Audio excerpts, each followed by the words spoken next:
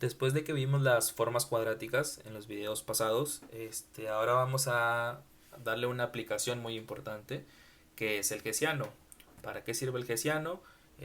Nos va a poder ayudar para saber si una función es cóncava, convexa, si es ninguna de las dos. Nos va a ayudar sobre todo, que es lo más importante, a clasificar los puntos críticos que yo tenga en una optimización sin restricciones. Quizá esa es la aplicación más importante que vamos a utilizar en estos videos. Y recordemos que el Hessiano es una aproximación cuadrática. Si nosotros nos recordamos, la aproximación de Taylor es igual a la función evaluada en el valor inicial más la linealización, la aproximación lineal que ya la vimos, más un medio, la aproximación cuadrática. Si nosotros nos fijamos y tomamos este valor como x, tomamos este valor como el término cruzado y este valor como y al cuadrado, esto es una forma cuadrática. ¿Por qué? Porque todos los elementos están elevados al cuadrado y las derivadas parciales al momento de evaluarlas en un punto inicial se van a hacer constantes, ¿sí?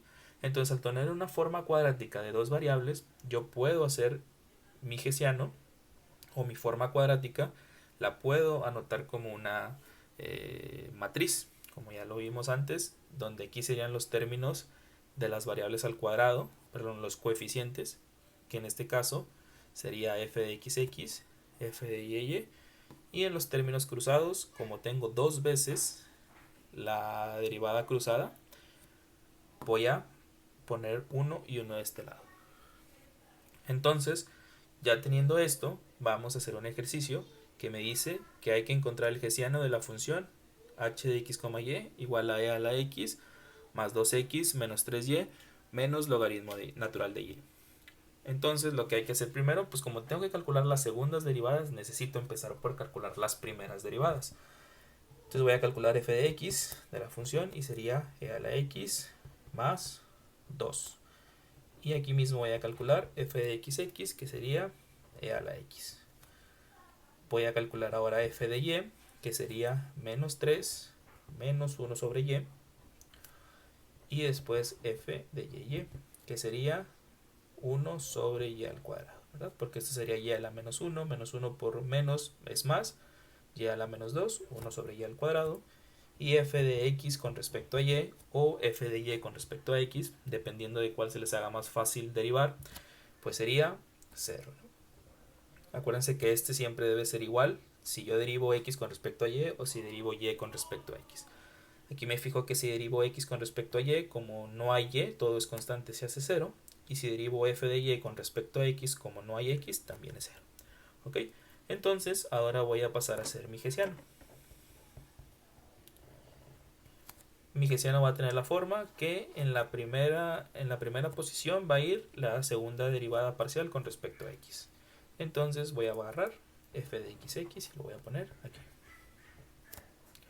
Ahora voy a ir a para acá. En esta posición va a ir la segunda derivada parcial de y con respecto a y, que sería 1 sobre y al cuadrado. Ahora aquí voy a poner los términos cruzados. Aquí va a ir 0, f de xy, y aquí también va a ir f de x. Y esta es la forma de yo hacer mi hessiano, ¿no? Después vamos a ver las aplicaciones que va a tener, como las condiciones de segundo orden y las concavidades, pero por lo pronto hay que tener muy claro de cómo se debe de hacer mi hessiano. También nos interesa ver cómo se vería un hessiano si yo tengo una función de tres variables, ¿sí?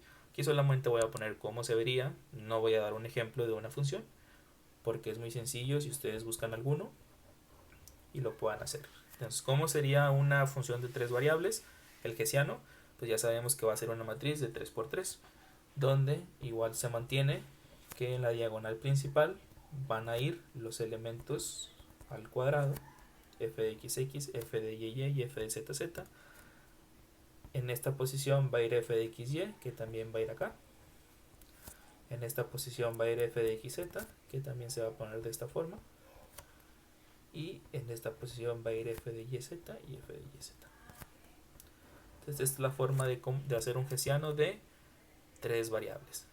Y de esta forma pues ustedes pueden expandirlo a más variables y creo que ya es muy obvio cómo seguiría Haciendo, si tengo una variable más, digamos que es w, pues aquí tendríamos que agregar f de ww, f de xw, f de xw, f de yw, f de etcétera, ¿no? Pero con que se mantengan aprendiendo bien el hessiano de dos variables y de tres variables, creo que por el momento es más que suficiente.